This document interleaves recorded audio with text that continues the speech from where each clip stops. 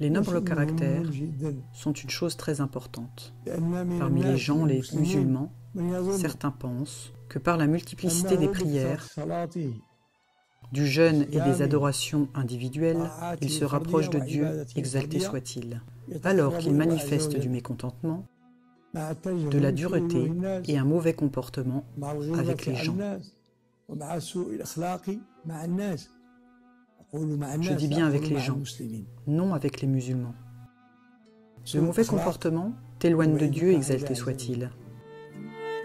Il adopta le bon comportement comme un mode de vie, une base relationnelle et une boussole pour cheminer vers Dieu. Il l'incarna avant d'écrire à son sujet.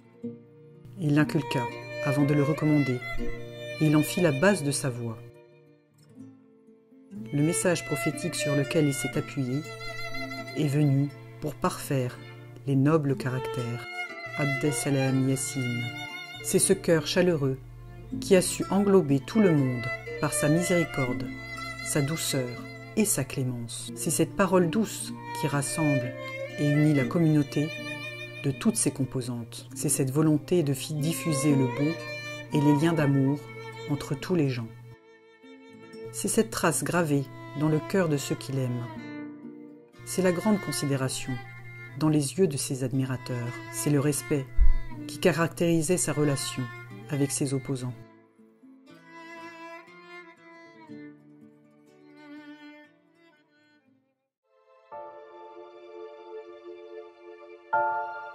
Après son départ, paix à son âme, ses bien-aimés et ses amis l'ont pleuré, ses opposants et adversaires l'ont loué.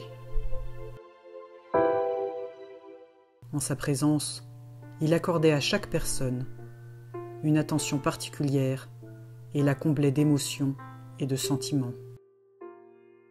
Il traitait avec bonté le proche et le moins proche, le voisin et le collègue de travail, et même les compagnons de prison. Dieu lui a rassemblé des valeurs et des qualités qu'il a tissées au cours de son cheminement vers son Créateur.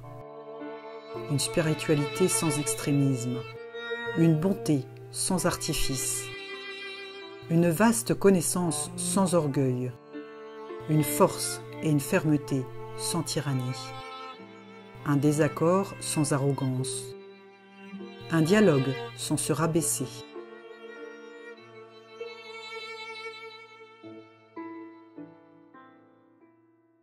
Un jour, alors qu'il échangeait avec ses compagnons, un jeune homme entra dans son assemblée.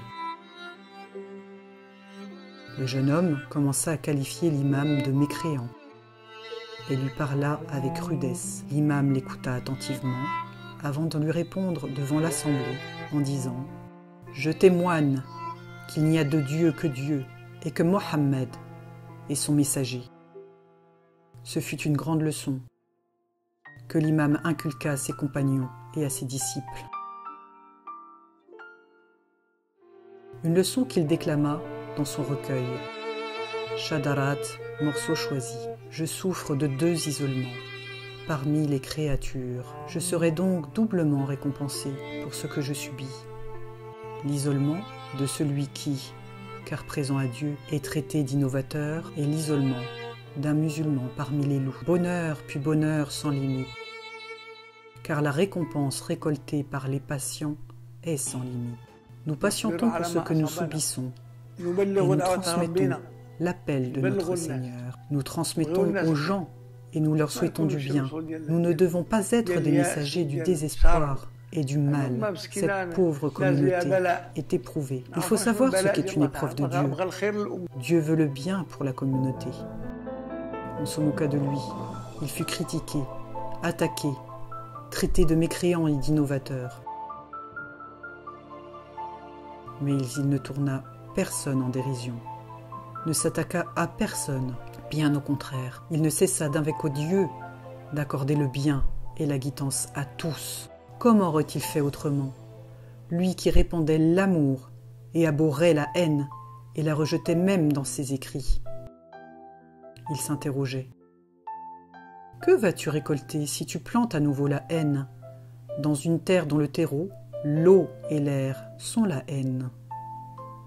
D'où apporteras-tu la fraternité, la douceur et l'amour, pour les cultiver sur la terre de l'espoir? Avec la même bienséance, il s'adressa à ses opposants d'horizons intellectuels divers, en exprimant son point de vue, reconnaissant à chacun son mérite. On l'affirma qu'un homme, s'appelant Saïd, heureux, ne ménageait aucun effort pour l'insulter et l'accuser à tort. Il dit « Il a un beau prénom, et chacun a une part du nom qu'il porte.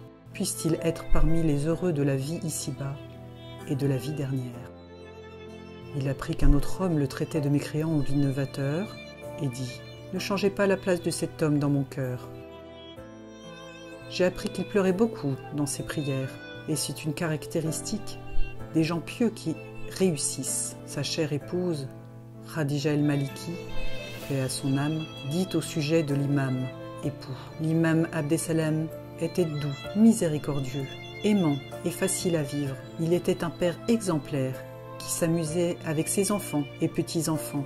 Il leur racontait les histoires des prophètes. Il leur faisait aimer la prière et l'apprentissage du Coran, sans aucune pression ni contrainte. Il donnait à chacun un beau surnom qui le rendait heureux. Dans le jardin familial, il accordait du temps à chacun de ses enfants et petits-enfants. Il sortait avec lui, jouait et s'amusait. Il laissait les plus petits embellir sa barbe avec les fleurs du jardin.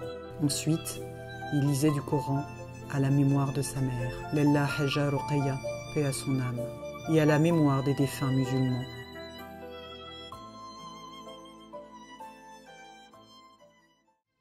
Nous devons faire attention à notre comportement et nous devons l'embellir. Comment l'un ou l'une de vous veut rejoindre la vie dernière alors qu'il a encore beaucoup de défauts et qu'il ne corrige pas son comportement avec ses parents, avec son épouse ou son époux. On doit se conseiller mutuellement à ce sujet. On doit prendre le Coran, en faire un guide et cheminer avec le Coran, que chacun et chacune de vous considère qu'il porte un message. Il porte un message. Ils sont des repères lumineux sur la voie de ceux qui cheminent vers Dieu, ceux qui aspirent à sa proximité. Sur cette voie, le bon comportement, la présence à Dieu et la quête de l'excellence sont indissociables. La prière ne s'accomplit pas si elle n'éloigne pas de la turpitude et du blâmable. Celui qui est chargé des affaires des opprimés ne peut être excusé s'il ne fait pas preuve de bon comportement et de bon relationnel, de qualité, de fidélité et de responsabilité. Tout ceci est la base pour renouveler la relation des gens avec la révélation, la prophétie et avec le sens de la justice et du bel agir. Ceci est valable pour chaque cheminant vers Dieu, en quête de Dieu, prêt à tout donner pour Dieu.